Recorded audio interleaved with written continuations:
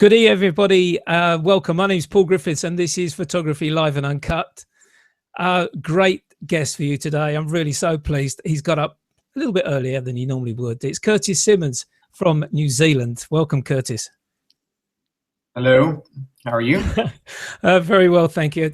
I hope we don't have any problems, because for the guests that are watching the show, I understand that Google are going to be making a number of announcements today. So if this show just goes blank, please don't worry. I'll do my level best to get Curtis back on.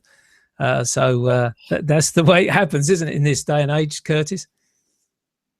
Yeah, they're broadcasting live at I/O, and it's a big event. I've been there one time, and it's quite the scene.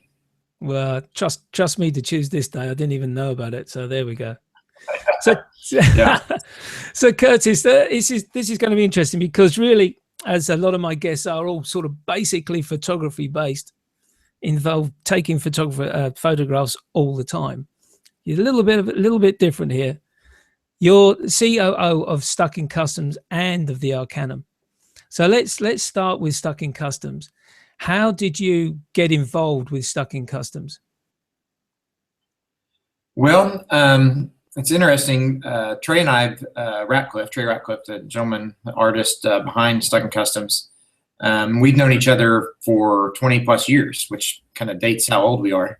Right. But we first worked together in '95 in Atlanta and stayed there during the Olympics, '96 Olympics, and worked as we were software developers, and probably not very good ones actually, but and we progressed on, and we actually worked at another place together and became good friends.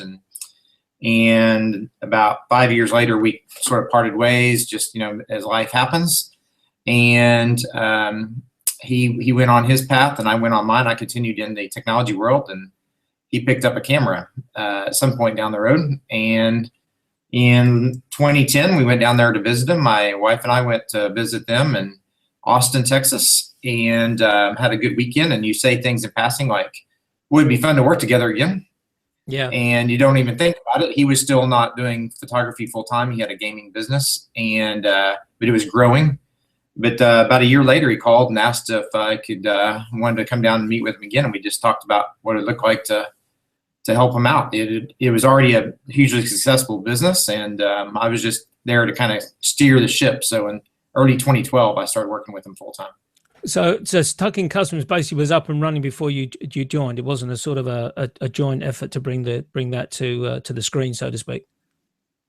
No, it was hugely successful. He had started blogging, and as he said, he only had his mom, reading it, and then that's right. But by the time I joined, he was pretty successful, already a 7-figure business, and so I was super excited to help him. But we've launched a number of things since then. But thankfully, the website's still up, I think. Yeah, it's still working. Funny enough, I checked it out today, so it's still working. So good. Hopefully, yep. Exactly. You can just leave that baby going along quite nicely. I think you've got other things to work on, which we'll come to when we start talking about the Arcanum, the amazing setup that you guys created there. But let's go right back to the beginning, from your own personal aspect. Well, can you remember the first camera that you either played with or you got?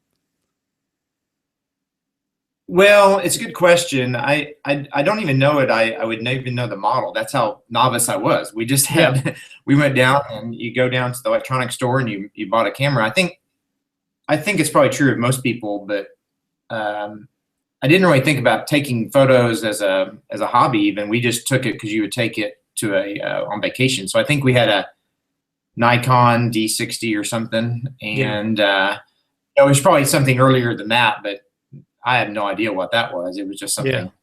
Just something basically, as you say, you took on holiday.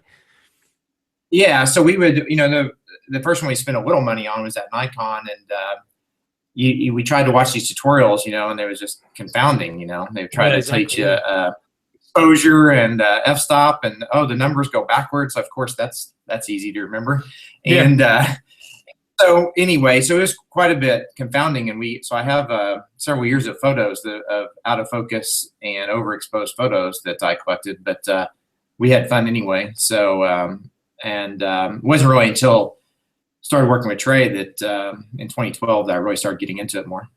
Yeah, I'm going to say I've got a box full of those as well. I'm going back to my old film days.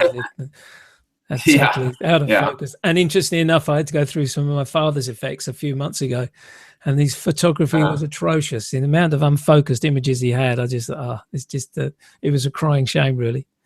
So it's interesting. Well, Sorry, go on. we did just move it. I was just going to say we moved and I had boxes of those. Yeah, You forget that you actually used to go to the camera store and That's get right. them developed, you know, and we just had boxes of these things, which actually is kind of a lost deal. I wonder what will happen with all these, because it's not really the same sit around the family and look through these albums really anymore. Well, this is it. You know, you as you say, you put them on your computer, you probably pick out the best, I don't know, 5 or 10. You don't worry about the rest, Right. and then you just go on. But in the old days, you used to have your photos. We lived for those 3 or 4 days, then we waiting for the film to be processed, and then you go and get them. Right. And you literally would go through every one, even if it was blurred. Just and conversations with Bill Right. nowadays. That doesn't happen anymore, does it? It's either on your iPhone Yeah. or your iPad, and these were the best we took. It's it's Yeah. a shame how it's gone. Yes. But there's quite a move back into film now. I've seen there's quite a number of people picking up the film cameras and getting back into it, which is good. Which is good for the industry as a whole, in my opinion. So Well, that was there's go on. Oh, I was just going to say, I know we're wavering off topic here, but there is a good article about the film industry because they're actually having trouble. There's no one to develop them anymore. That's right. So what happens is there was a photographer that was wanting to shoot in film, but they were having trouble. There was nowhere to actually process the work. Yeah. And so there was discussion whether they would start kind of a nonprofit type fund to actually keep one of these things alive. Because, you know, we have all these, I've probably got thousands of photos on formats that I can't even read, you know. Yeah, now, exactly. You know, zip, This is what or whatever. This is what's going to happen down the line, isn't it? When basically everyone say, "Oh, do you remember when we used JPEG?" You know, or what was the Nikon? What was the Nikon RAW format? NEF. What was that? You know, it's going to move on so quickly, and as you say, we won't be able to see what we used to do. So that's interesting. So really, the first camera straight in there, Nikon D something. We'll say it was around about a 50 or a 60, but didn't really get involved in photography until about 2012, where you're sort of getting involved more and more with Stuck in Customs, and obviously gleaming a few little tidbits from Trey, which you know, when you look at your work, which we'll go to screen share shortly, you can definitely see where, you know, you've got some tips from. Let's talk about gear now, just very briefly, because from the Nikon, you've moved on now. You're looking at the work that you're showing on Google Plus. You're using the Sony NEX7, was it first, and then the 6000, or was there a camera before the NEX7? No, the Sony NEX7 was first. I got it right before my first trip with Trey. We went to the British Virgin Islands, and got the NEX7. It was amazing. It was just like, I think it really, you know, there's a lot of debate about this mirrorless movement, and I think the mirrorless for me, it wasn't just about the weight and the size, which is mostly the debate, but actually it's a great for beginners because of the EVF, the electronic viewfinder. You kind of, you know, I'll date myself again on the computers. We call it WYSIWYG. You know, what you see is what you get, but you could look through the EVF and you can see you're changing exposure or whatever. And this thing was amazing. If you ever look through an NEX viewfinder, it just almost looks three-dimensional. It's so sharp, and you could really kind of progress quickly because you could see, oh, you're not having to wait, as you said, for the 4 days for the film to develop. You're not That's right. You're not trying to look at the back of the camera and see what really happened. You're seeing it in real time, and I think that really helped me progress more quickly in understanding the settings and the dynamic of how those affect the shot. So, so I got the NEX7 first, and I really beat that thing up. It's not, you know, weatherproofed, and I took it to Burning Man, and it got full of dust and dirt. And then I got the NEX6 actually, which those crazy camera makers, they decided to make the better camera but lower the number. But anyway, so it's it's always confounding. So anyway, the NEX6 actually was a even better camera because it actually lowered the megapixels, but it's much sharper and better at night because you're still working on a crop sensor, so you're not getting the the same size. And but now we shoot right before we went to Africa. We got the A6000. Actually, I own two A6000 now. I've thought about moving to the A7, but I'm not a professional photographer. I don't need to print my stuff at, several meters across or anything. So I'm fine with this. And the A6000 is so fast. The autofocus is awesome. I just can't imagine a better camera going around. I haven't heard nothing but good reports about the A6000. Doug Hyde has gone on about it. Not Doug Hyde, sorry, it's the painter. Doug Kay has gone on about it quite a lot. He uses the Sony setup. It's interesting you mentioned about the NEX7 because I was very fortunate to go along to, I've mentioned this before, so if viewers are watching, I've repeated myself, but I was very fortunate to go to a Sony presentation where they stood up in front of a load of guys and said, listen, in 4 years' time, we are going to be the number one. We are determined to be number one in camera manufacture. And at the time they were showing, I think it was the A77 with a translucent mirror and the NEX7. So, of course, when we came to demonstration time, I said, oh, pick the camera you want. Everyone went to the A77, the DSLR, and I picked up the NEX7 because, as it turned out, was a camera which I was really, really interested in. And we went out this these gardens and we're taking photographs, and a couple of guys turned around and said, well, how are you getting on with that thing? So I said, I'm doing everything which you guys are doing, except the camera's smaller. It's the same crop. It was a 1.5 crop as well. And I said, you just can't beat it. The only thing which I found personally, I couldn't get on with the menu. It's the menu system which just annoyed me. And I think that's because Sony were at the time very computer orientated with their menus for their games consoles and that sort of thing.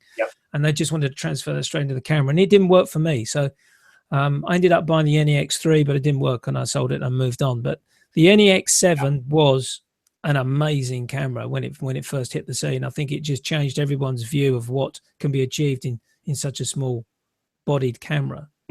And what's happened is Sony have proved what they said. They're definitely in the top 3, if not top 2, with regards to production of manufactured cameras. Nikon and Canon have still got the hold, I suppose, but they're not in the mirrorless market by any shape or form. No, not really. You still can't really do some sports photography stuff. There's certain things that and they don't have as wide a selection of lenses, which I know is the big complaint too. And you can use adapters. I know Trey and others started to use a lot of Leica lenses. He uses almost exclusively now Leica lenses with his Sony. So beautiful. And then you get the best of both worlds, really. So the only thing you lose is autofocus. Now, the thing obviously with having such light gear is you can travel really light when you go away, and you do, looking at your photographs, I promise you we are going to go to them very shortly. You've managed and had a great opportunity to travel around. Where would you say is your favorite place you visited?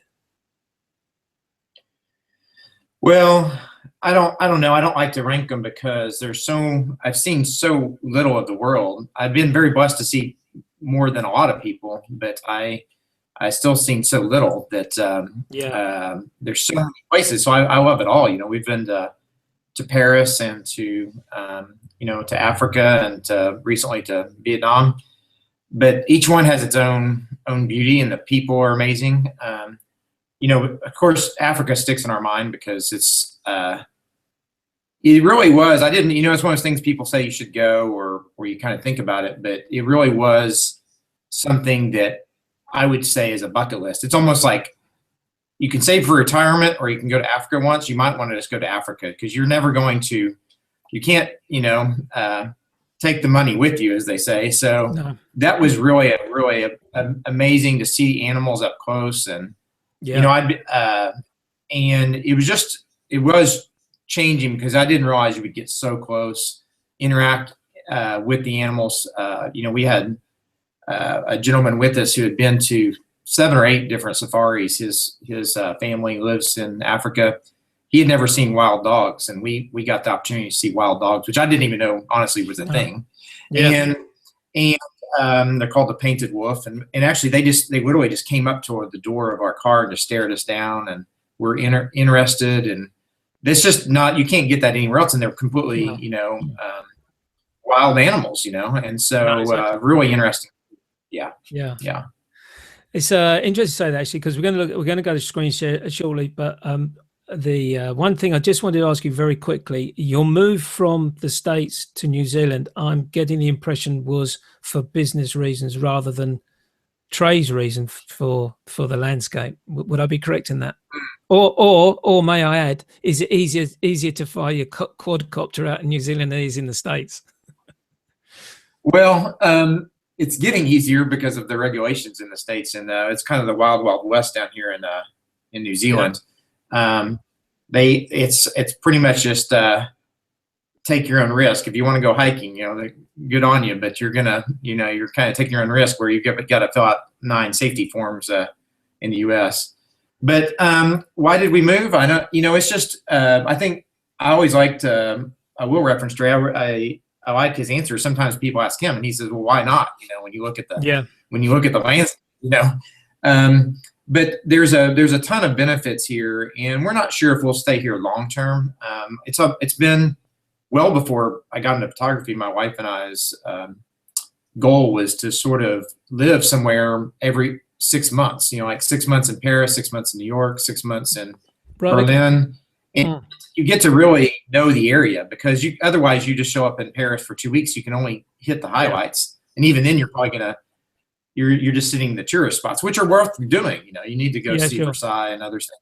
You should, but you don't really get to know the back alley, restaurant, and meet some of the locals and really understand the lifestyle. So that's our long-term goal.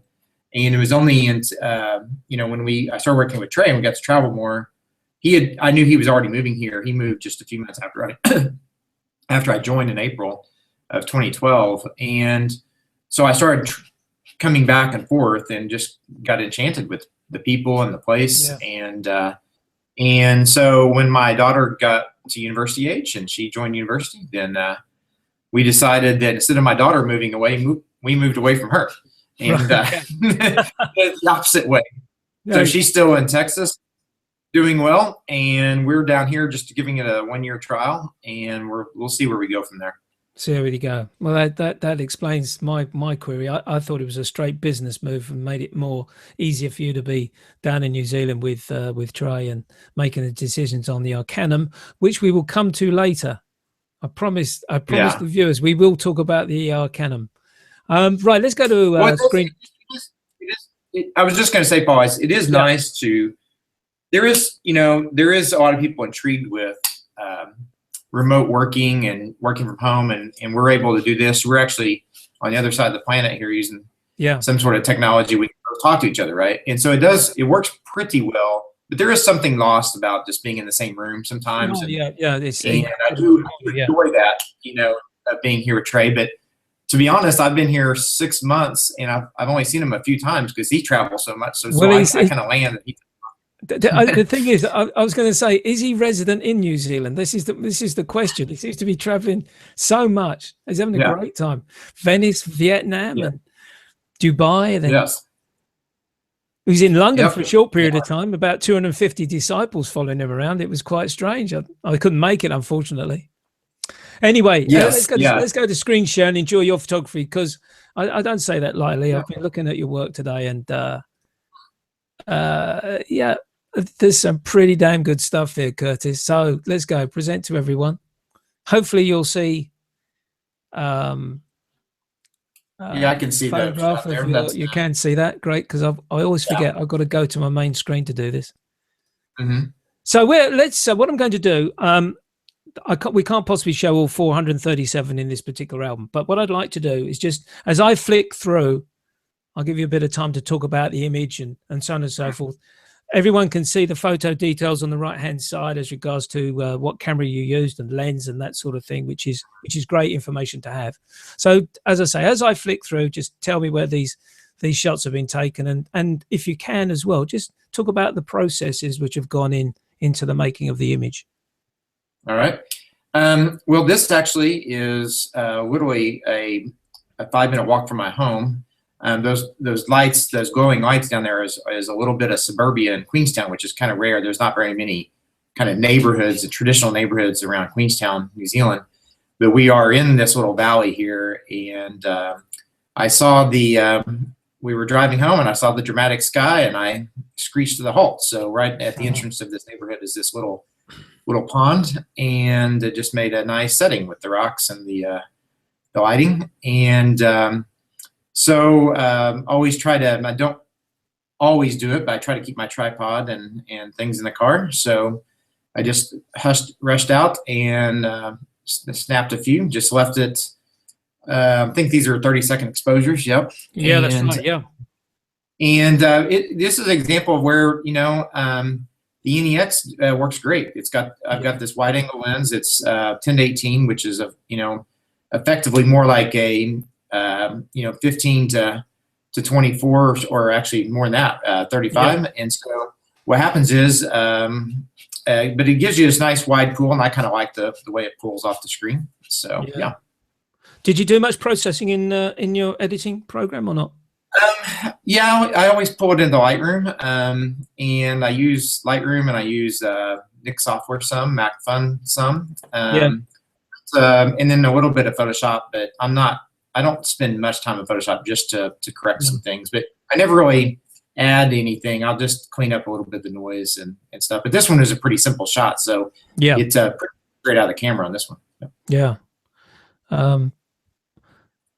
I'm just looking at the file size here, 5,822 by 3639. That's an amazing file size. Okay, let's go on to the next one. Obviously, local area again. Yeah, this probably, since there's somewhat in chronological order, that you would these are kind of in order of what happened when I arrived in Queenstown. But this was right after a workshop we did here. We had 20 people from all over the world come in. And we would bring them here during this time because the colors are just alive in the South Island here when in the autumn time. And so the colors turn bright yellow and orange and everywhere. And we just, I was dropping off a friend to the airport, and this little bridge is right by the airport. And so you're looking back towards kind of the airport area. And Queenstown's off to your left there, but yeah, it's just amazing. All the water's glacier fed, so it gets this silt in there that reflects the blue light. So you got the blue light with the yellow. It was just kind of a amazing scene. So that's just a pretty typical. Just ran out to the bridge. That's handheld shot. Most of my shots, more of my shots are just handheld and single exposure on this one. Yeah. It's a beautiful countryside out in New Zealand. There's no doubt about it. From what you can see, it's just awesome, isn't it? Yeah, beautiful shot here. Same pond before. Yeah, same pond as the first shot. I got out of bed. I was playing a little hurt that day. We had a late night, and I woke up and saw the lights, and I was like, said something, and I ran up and got some shorts on and ran outside and said, I better go take this photo. So, yeah. So that basically is that outside your back door, so to speak? Well, not quite. That's, I said it's a 5-minute walk or a 5-second drive. So I actually hopped in my car because I was worried the color was. But yeah, you're looking back over my house, so that so the water, then my house, and then those hills. So, but that would be what I would wake up to as far as the sunrise. So that's not too bad. No, not too bad at all. I think if I walk 5 minutes from my house, I'll see another house. This is a beautiful mountain range here. You got this. I love the coloration in the skies and the reflection of the mountains there. Beautiful mist going through the valley. Yeah, they gets this inversion layer, and then it looks so dreamtime, almost like I'm not really pleased with my processing on this one. I kind of rushed it. I was sharing this blog post one day, and I just wanted a photo to go with it. And but it's almost in the States, Dr. Seuss or one of these magical, type places, and it almost looks like that. You look down and you can see these hard lines of the poplar trees and stuff, and what happens is it almost looks fake, almost like it's miniaturization of a city down there, and so a countryside, and so really interesting place. I'm standing on, that's the remarkable mountain range there that you're looking at, and I'm standing on the other range called Coronet Peak. That's the Remarkables, is it? Right. Yeah. Let's go. Sorry, go on. No, I was just going to say in that valley there is where Trey's home actually is. So, Oh, right, okay. yeah, and then I would be further down towards the Remarkables. Yep. So that's again, so 5-minute drive to get over here. So really nice. Fantastic. Let's Yep. go to the thumbnails because what I'd like to do is get into a little bit more of the nature Yeah. work. I looked at this one and I thought I didn't realize hippos could do the breaststroke, but Yeah, this was an amazing place. Yeah, that was a crazy scene when that happened. And I just got lucky on this shot. But yeah, we went to a very wonderful reserve called the Cylinder Reserve, and it's a very amazing, a great camp. It's ran by a couple who does Natural Geographic documentaries, National Geographic documentaries, and they built this amazing place. And it took a plane ride, a 1-hour car ride, and a 30-minute boat ride to get there. And it's actually sat on the water, and we were coming up on and passing by these hippos, and we see elephants are walking through the water and everything. And then we were just about to the dock, and this hippo, I guess we got too close to him, and the hippo started charging us. Yeah. And I guess I've seen a few photos like this now that I've become aware this has happened, but it's fairly rare. The guides we were with had never seen it, and it was quite, in ways, scary, to people we weren't familiar with this. And this is the second time it rose out of the water. It actually rose up much higher. You could almost see its back, and so it's actually you could see the wake in it. It was chasing the boat. Yeah, and the other thing you got here, you definitely got some eye contact as well. So I happen to have my camera on, and I just spun around, and we kind of have a joke after this called, we just said green square, which the A6000 has some really amazing autofocus, super fast. So I really just turned and from the hip and just started firing off shots. It shoots about 11 frames per second. Yeah. And I got lucky, got it squared up and below the water line and below the grass line. And you can see how sharp that camera is. It's really nice. The water droplets here. Yeah, there's water droplets. Yeah, it's when you zoom in, it's you can see the water coming off his eyes and everything. I was really you can see the look at that. So there's almost no processing on this. I just brought out the shadows a bit, but yeah, he's got a mean look. He is one cross animal, isn't he? He's one cross animal. You don't want to get after those guys. No, you don't. Exactly. Let's skip through a couple here. This is Cape Town. Yep. Oh, this is Cape Town, is it? I tell you why, because I want to start here with the little cub. Yeah, he's having a little play with, I assume, his mum's tail there. But there's a few images that follow, which I personally think are outstanding. So tell us about this. I assume you're following some kind of litter here. Yeah, we just have pulled up, and again, these trucks just pull right up our Jeep with about 6 of us in the Jeep, and they want to make sure your hands and feet, and don't make any movement. But to them, what they tell us is it looks just like one object, so they don't really even pay attention to it.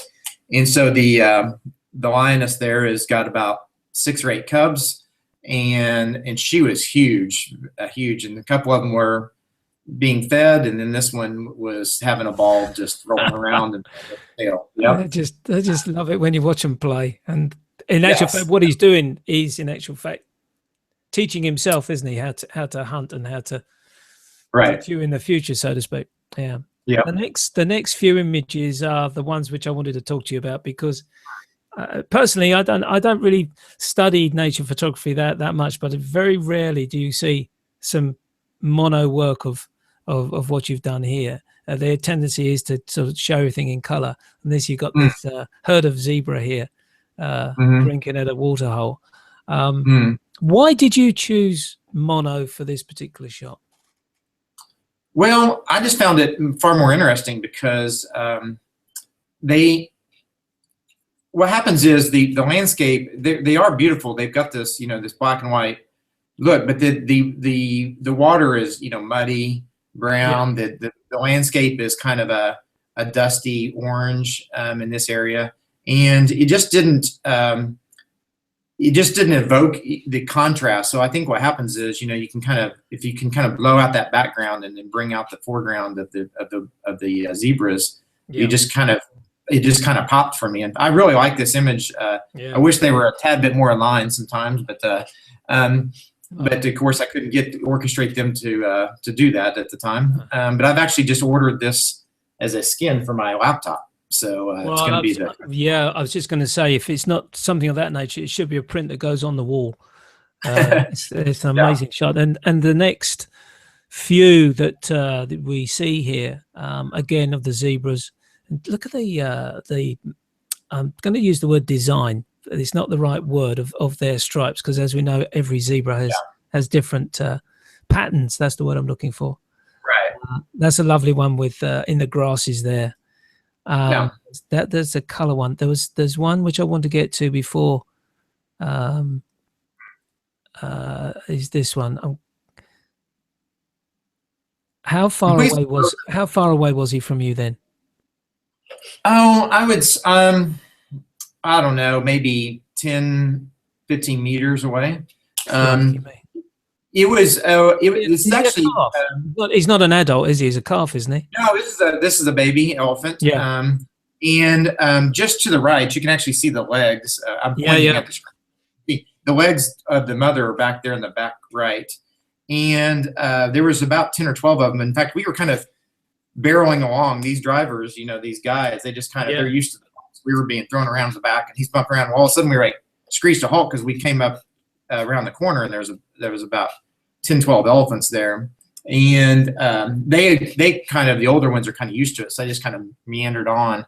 And this, we kind of startled the baby, and he decided he was going to take a stand and kind of, so he would shake his head and he would trumpet his trunk and stick. He was actually doing that on purpose. He wasn't really charging us. He was kicking up the dust.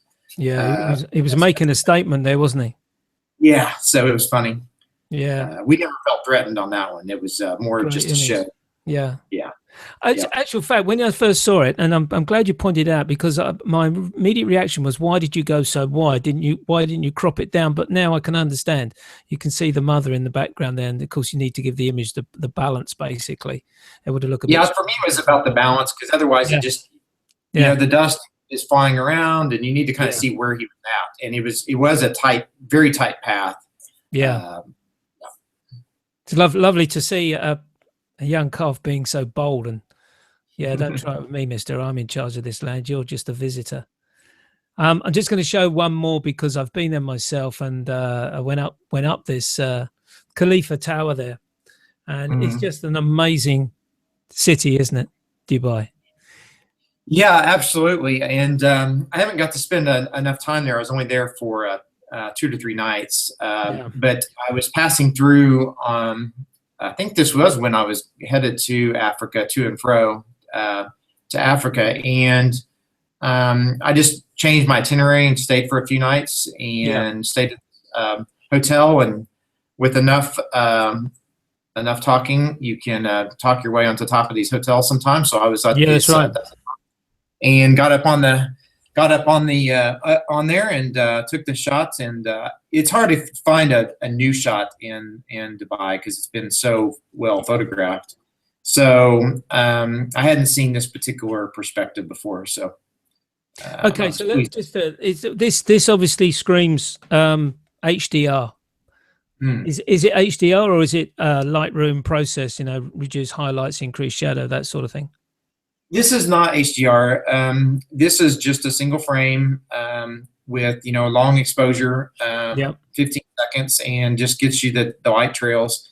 And I did leave it glowing on purpose, just because it kind of gets that Tron type look that I kind of liked.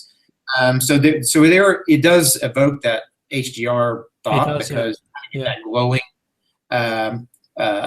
fringes that happens, but I left it on there on purpose. You could change the white balance and correct that, but I just I kind of liked the way it was, as it were. But you know, reasonably sharp for for the crop sensor. Well, it is actually, 'cause as you can see, I've just it's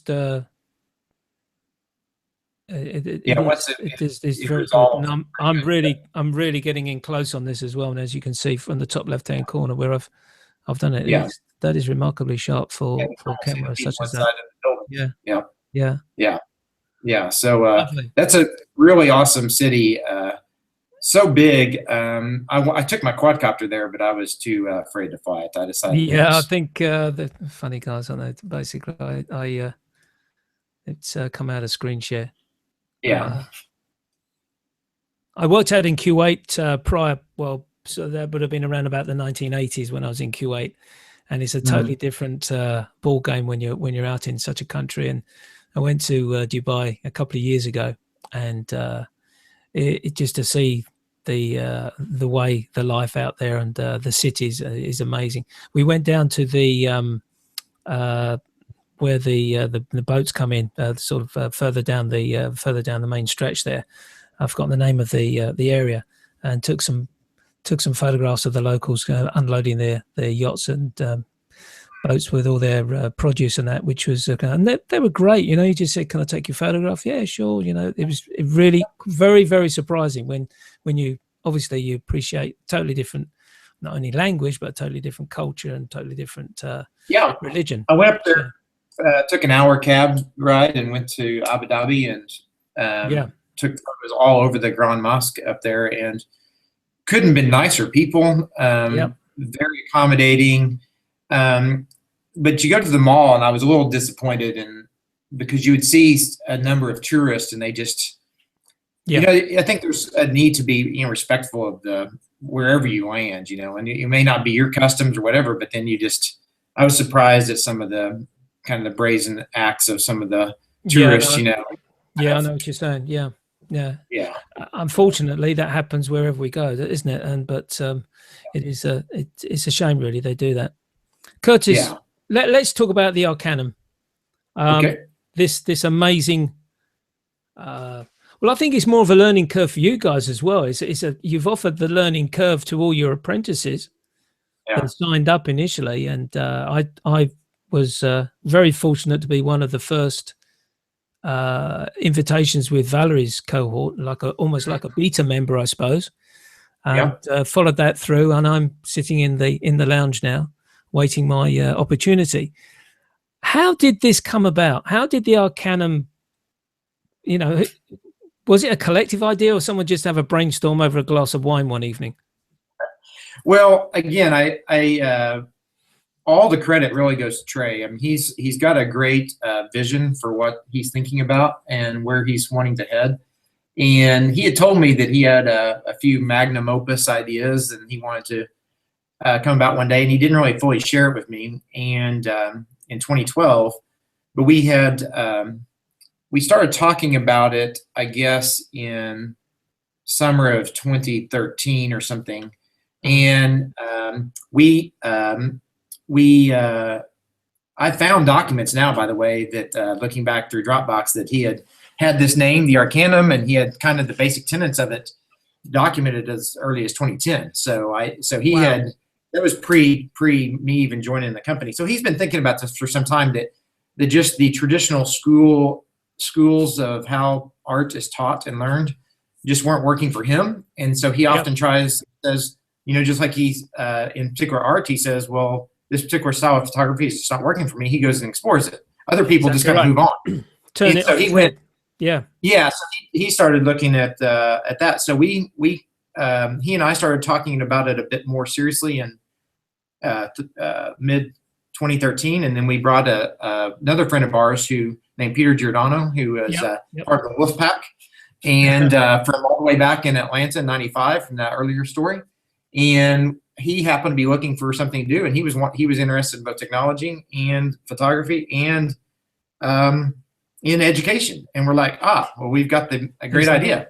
Yeah. And so we brought him over to New Zealand, and we went down to Milford Sound, and the whole drive there and the whole drive back is where it was formed. We actually had, you know, written in a moleskin the early notes of came up with the word sphere, and Luke came up with that, and just another member of our team, and we just started forming it then. Yeah, so that would be, and then just a couple of months later, we had a website up. So that's right. And I remember seeing this, and I'm thinking, well, hey, hold on a minute. This is a unique way of learning, because I think when I do remember the evening that I got the email from Valerie Jardin, because I was talking to a friend of mine, and we had both applied at the same time. And he said, and I said, have you heard anything yet? And he said, no. And I said, well, I don't think I'm going to get selected. He said, well, if you see me going OMG, OMG, OMG on my text message, he said, you know what's happened. So I got this info on the email. So I beat him to it. I just texted out OMG to him. And I started to say, is that what you did? And he did. I just got he just got the email as well. So we were invited exactly the same time, which was lovely. And Valerie was superb. Valerie was a superb master in street photography. And to be honest with you, it wasn't really anything which I was interested in street photography, but it wasn't a passion of mine. And following through with Valerie through from levels 1 through to 20 or to the lounge, it became a passion. And Valerie instilled that in me to look for those interesting aspects of when I'm out street photography, because I haven't got the beautiful landscape that you have. That's my excuse. But I think one of the things which we suddenly realized as soon as the cohort got together, we suddenly realized that the unique point of the Arcanum is not necessarily the fact you've got a master there and the levels have all been set out. I know it's different in Sphere too, but is that opportunity of discussion and hearing what your peers have to say about your work. And that is the most important part of the Arcanum. Now, the question I wanted to ask you on the back of that, whose idea was it to say, we're going to allow the apprentices to talk to one another to build this apprenticeship up? Well, I think that was always the premise, which is that we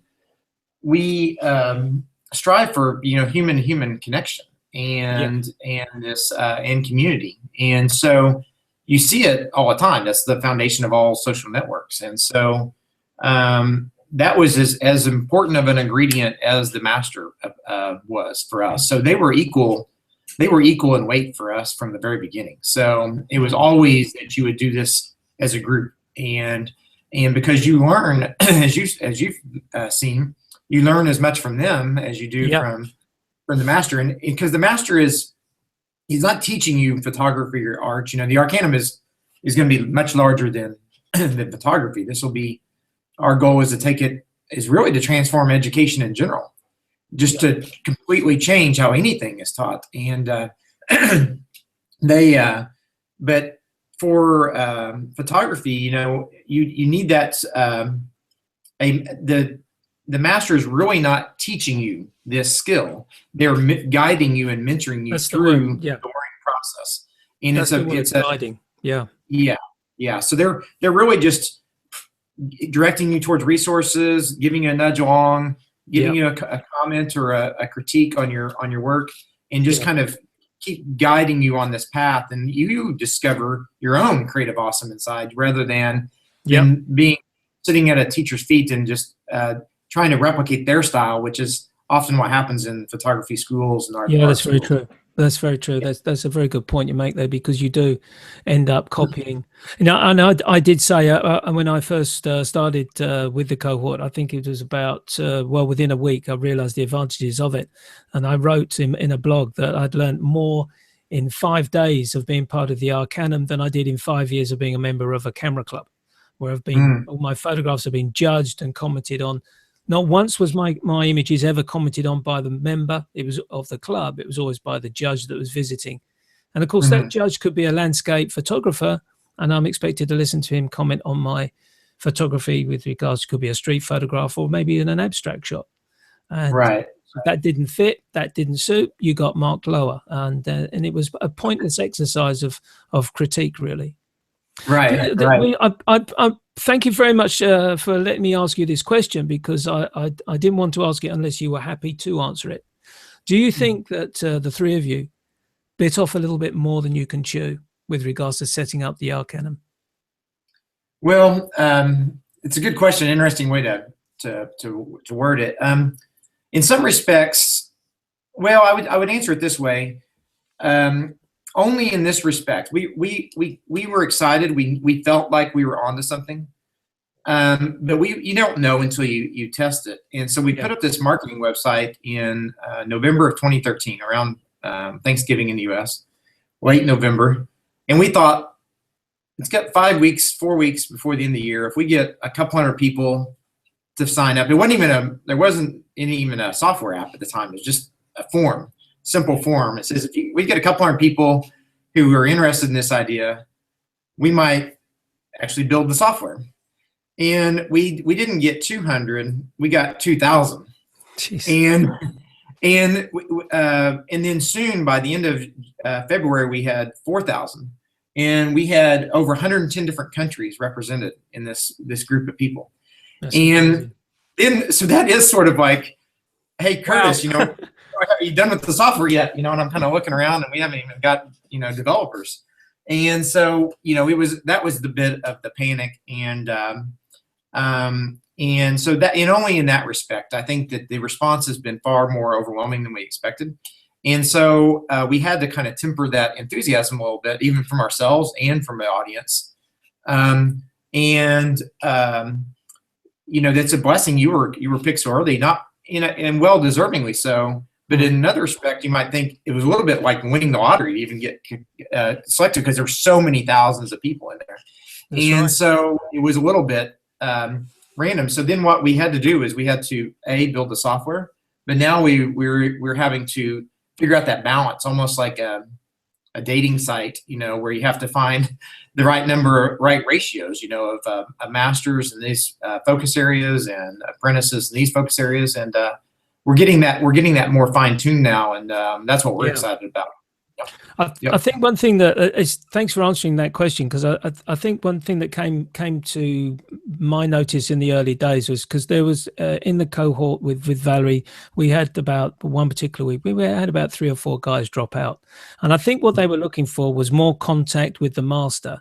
They wanted to be able to go onto the Google Hangout and say, hi, Valerie, can we have a chat about my work, and get an immediate response on that. And of course, when you're talking about someone in particular like Valerie, who has got a business herself and she's out and about doing her workshops all over the world, she couldn't offer that service. And of course, I think guys got a little bit impatient, and they didn't really work out what the advantage of the Arcanum. And it wasn't a case of, Valerie, what do you think? It was a case of, cohort, what do you think of my work? I've just put 5 shots up on an album.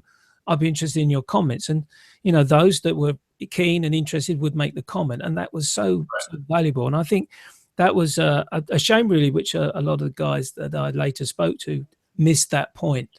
And now, of course, we're in a situation, you explained to me just before we came to the show, that now you're in a situation where you're building up the Lounge 20. You know what those guys in the Lounge 20 are used to do. And of course, now you've got to get the masters to come and join at Sphere 2 for Sphere 3, basically, to take them on board. And that's where you stand at the moment. Yeah, it's so as you know, just a little context that you're leveling up your skills, and we track that through levels. But it's personalized to each person. So the path is different, and the learning path is different for each person, and what they learn and what they desire to improve upon. But we group those levels into spheres. And so the first 20 levels we call the foundation spheres. It's helping you learn about the Arcanum, to learning about yourself, what is interest you. Like you weren't even that into street, but oh wow, I found a passion here, and maybe I want to continue on to that.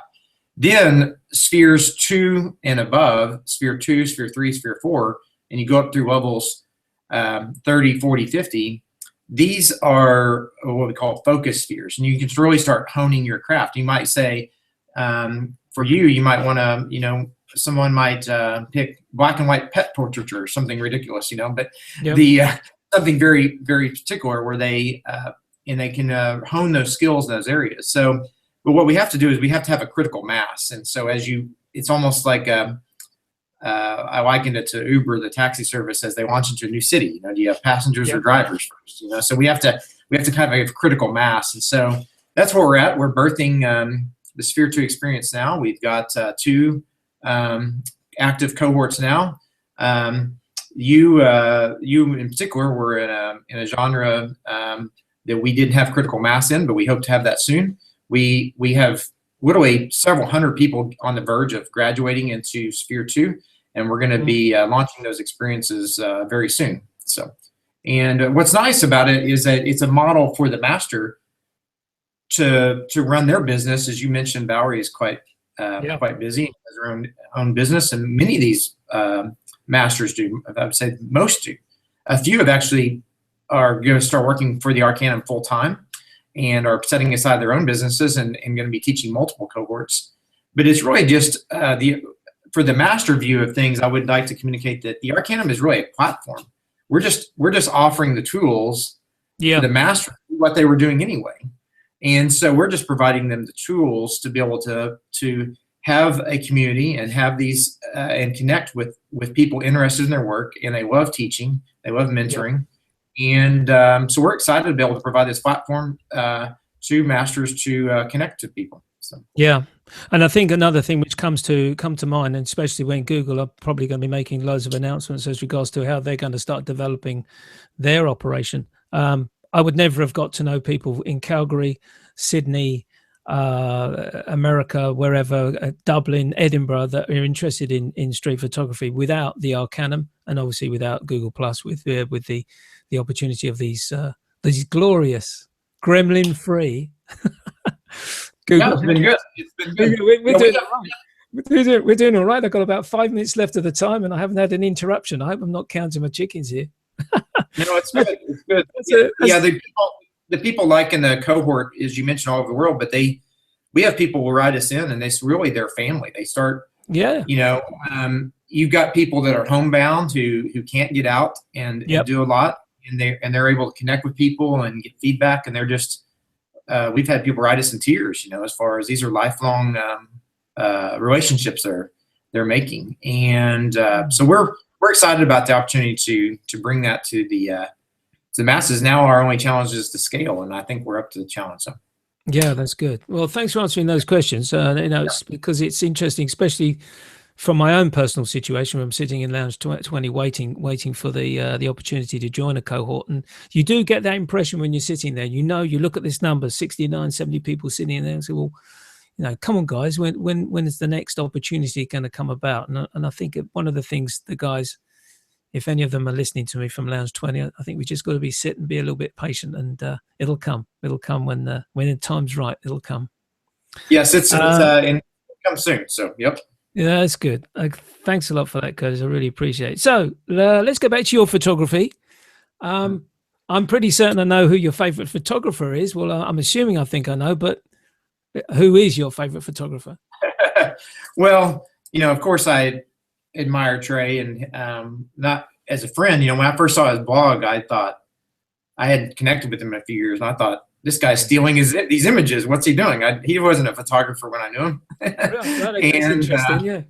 But they're very fantastical, and of course that was just a fleeting thought, and as I studied it and I gave him a call, I was quite impressed with the whole thing. So sure, he's a huge influence. But I've been very blessed through this to meet hundreds of photographers, of the top photographers around the world. I'm very blessed to be in these circles where even prior to the Arcanum, getting to meet people like Jeremy Cowart and Lisa Bettany and these big names, but also then just Karen Hutton and Bowery Jardin and all these. But also we get to meet people you may not know. There's local photographers. One of the top wedding photographers in New Zealand, Jim Pollard, amazing work. I just had him shoot my wife and I's anniversary photos. So there's just so many amazing people around the world. I don't know who would, I follow so many people. I don't really have one person that influences me. I think I just try to pull it all together. I was going to mention, I just saw a film that it impacted me a lot, because I really think it would be interesting just to do black and white as a study for quite a while. And it was a film called Salt of the Earth. And I don't know if you're familiar with this film. I have heard of that film, yeah. Yeah, it's Sebastião Salgado, and he's got a talk out there, and it's actually about his work with forestry in the region. But amazing black and white portraitures and landscapes too. It's so tempting to go. You take the landscape, and you got all these colors, but he always does black and white, and they still look epic. And I'm really hard for me to turn my landscapes into black and white, because you're like, oh, well, look at all these colors and stuff. But that's right, yeah. His has just had so much emotion, and I would really encourage anybody, if you're not familiar with him, to go watch this movie, see his work. Yeah. It covers everything from beautiful landscapes, but also some kind of a dark period of about 10-year period where he documented refugees from war and stuff, and that's pretty amazing. Yeah. I flicked through his book. I haven't bought it. The book Genesis by Sebastian Salgado. It's a fantastic book, and I did hear him talk at the TED Talks, where he basically gave a very brief resume of his life work, and amazing story. Amazing photographer, absolutely outstanding photographer, and it's something. I went to a show recently, and I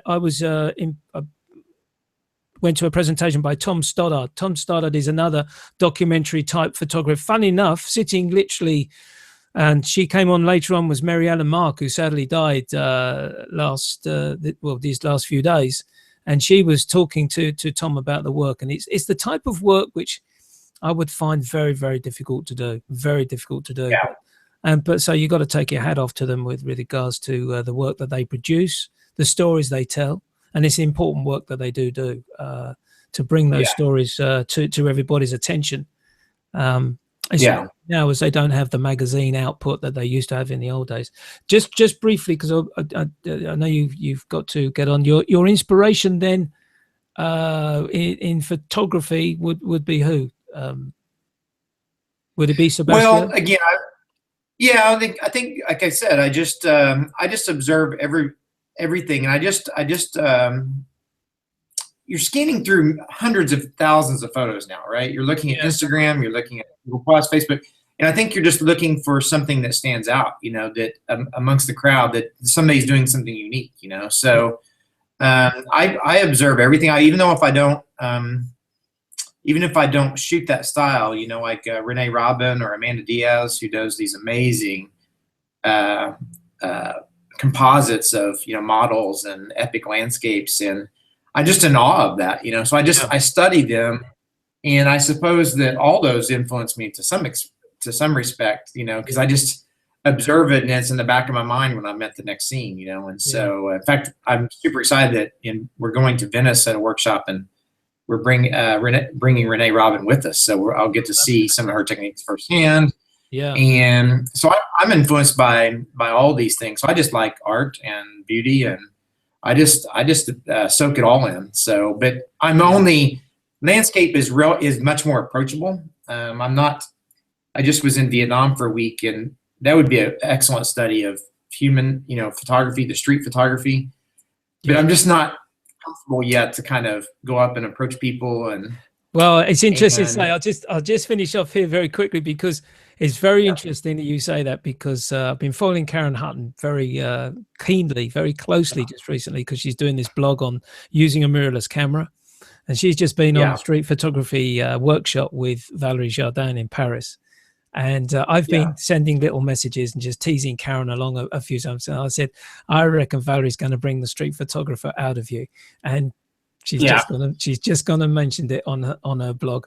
I didn't know I could be a street photographer, but I am. It's amazing. Curtis, thank you so much for joining me, and I really appreciate you getting up early. It's Saturday morning out. Is it Saturday? No, it's Friday, isn't it? Oh no, it's Friday, but it's Friday. Yeah, finally. You've got the sun up. I can just see the sun on your side there. That's just come up. That's fantastic. Yes. Thank you so much for joining me today. I really do appreciate you sparing the time. It's much appreciated. And we've had a few viewers as well on the live side of it, which is great. And this will be recorded for YouTube at a later stage. So probably within about the next 10 or 15 minutes, it'll be up on YouTube. So thanks very much indeed, Curtis. And to all those that regularly watch my show, you know what I'm going to say now. If you're going out shooting at the end this weekend, leave your camera bag at home. Have a nice time. All the best.